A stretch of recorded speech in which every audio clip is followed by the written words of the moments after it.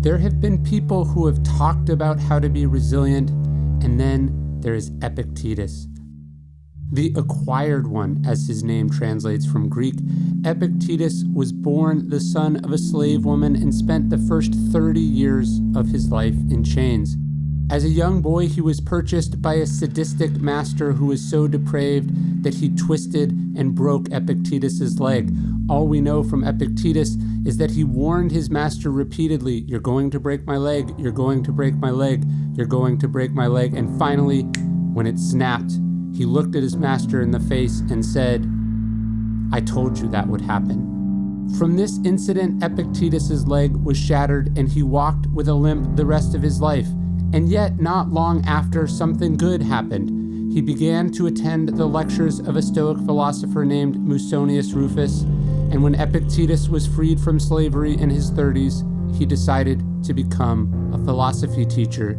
His lectures immediately gained a large following. The poor, the affluent, the powerful, and even the future Emperor Hadrian, we're told, passed through Epictetus's classroom. So what did he teach them? Why were people from all over the empire gathering at the feet of a one-time slave?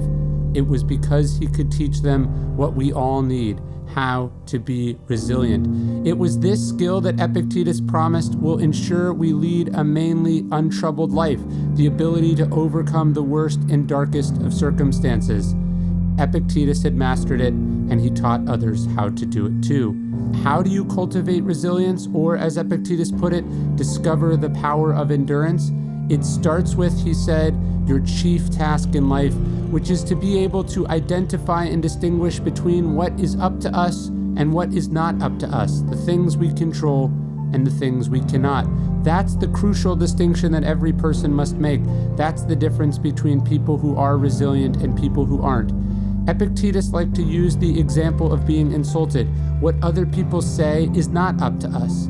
How we respond is. So if someone succeeds in provoking you, he said, you must realize your mind is complicit in the provocation. And he called this the faculty of choice, and he said it is our greatest power, our most efficacious gift, our uniquely human capability. It was critical to his own resilience and his survival as a slave. As powerless as we can sometimes feel, as frustrating as it is when things don't go our way, as unfair it is when fate deals us a bad hand, we always retain the power to choose our response, our attitude, our emotions, our perspective, our creativity, our judgments and opinions. And that brings us to the next task of the philosopher, as Epictetus said. He said, every event has two handles, one by which it can be carried and one by which it can't. If your brother does you wrong, he said, don't grab by his wronging, because this is the handle incapable of lifting it. Instead, use the other, that he is your brother, that you were raised together, and then you will have hold of the handle that carries. When adversity strikes, a recession hits, a pandemic sweeps across the globe, setbacks, struggles, uncertainties, inconveniences, whatever it is, the critical question is, which handle will we grab? The one of resentment, of bitterness, of anger, of unfairness, or the one of forgiveness, of strength, of fortitude, of looking for the good, of looking for what we might do with what has happened? Are we going to grasp the problem or the opportunity, the have to or the get to, that this is unfair, that you have a right to be angry, or that you have the power to move on? There is almost always some good hiding within or around the bad. You have to look for it, and you have to grab hold of it. This is how we thrive in life. Well, almost always. Sometimes, as Epictetus knew well, there just isn't anything we can do. Sometimes, when you separate things into the categories of what is up to us and what is not, sometimes something is not up to us. The shot didn't go in, the stock went to zero, the whole industry collapsed and took your job with it. All you can do is let go and move on. Epictetus called this the art of acquiescence, surrendering to fate, accepting that there is a larger plan. It's not resignation, it's not pessimism, it's bold optimism fused with determination. The recognition that there is more at work behind the scenes that we know, that there is a bigger picture that we cannot see, something higher than ourselves. This, Epictetus says, does not make us weak. Far from it. It makes us powerful and unstoppable in every human way.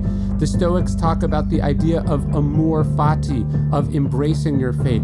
Well, that was easier for Marcus Aurelius, the emperor, the rich, the powerful, to wrap their heads around. But what about Epictetus?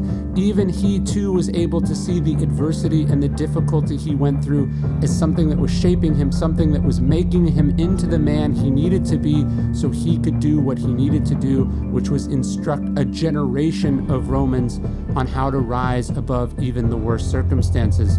Of course, this isn't easy to do. Separating what is up to us and what isn't, choosing to grab the right handle, accepting pain and suffering in life, none of that feels great. And so Epictetus said we must undergo a hard winter training and not rush into things for which we haven't prepared.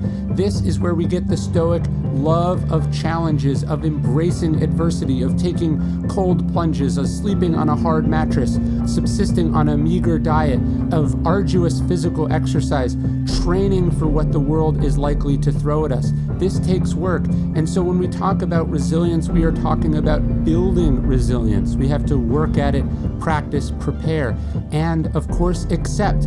Every time life throws something at you, remember this is training, a chance to get better. You are lifting heavy weights, and that is making you stronger. Focusing on this, seeing it this way is up to you.